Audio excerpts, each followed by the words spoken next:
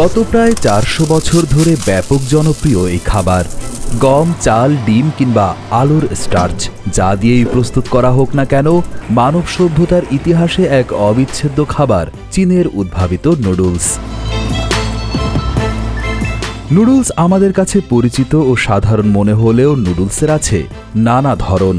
স্বচ্ছ নুডলস বা glass noodles সাধারণত আলুর স্টার্চ দিয়ে তৈরি করা হয়।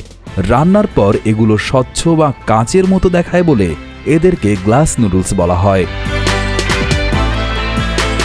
বর্তমানে মেশিনে প্রস্তুত করা হলেও অতীতে হাতে টেনে টেনে তৈরি হতো নুডলস।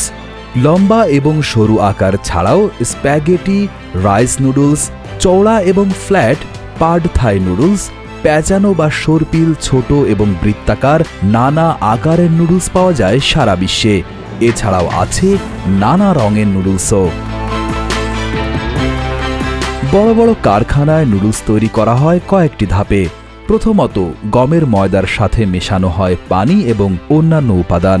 ময়দার মিশ্রণকে ধাপে ধাপে লোহার রোলারের সাহায্যে পাতলা শীটে পরিণত করা হয় এবং বিভিন্ন আকারে কাটা হয়। এরপর মেশিনের সাহায্যে চাপ দিয়ে সরু ছিদ্রের মধ্যে দিয়ে ময়দার খামিগুলো পাঠানো হয়। তৈরি হয় নুডলস। তারপর ধরন অনুসারে নানা আকারে কাটা হয় জনপ্রিয় এই খাবার।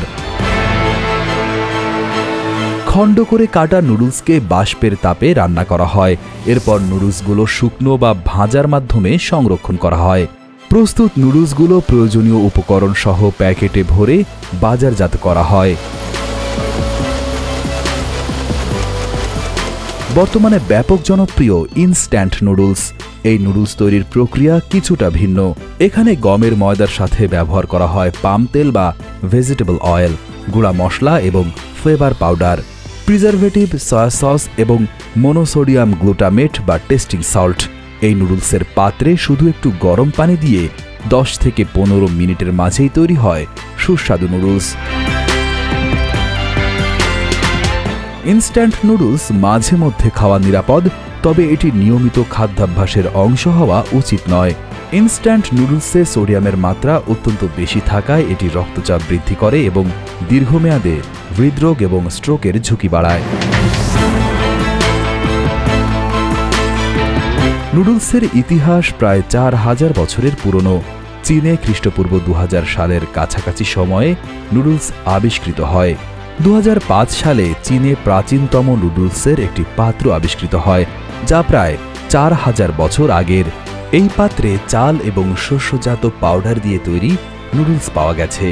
চীনের পর নুডলস এশিয়া, ইউরোপ এবং বিশ্ব জুড়ে জনপ্রিয় হয়েছে। ইতালির পাস্তা এবং জাপানের রামেন নুডলস চীনা নুডলস থেকেই প্রভাবিত। এশিয়ার প্রায় প্রতিটি দেশে নুডলসের নিজস্ব সংস্কৃতি ও রান্নার পদ্ধতি রয়েছে। বর্তমানে ইউরোপ এবং আমেরিকার সংস্কৃতিতেও নুডলস একটি অবিচ্ছেদ্য অংশ হয়ে দাঁড়াচ্ছে।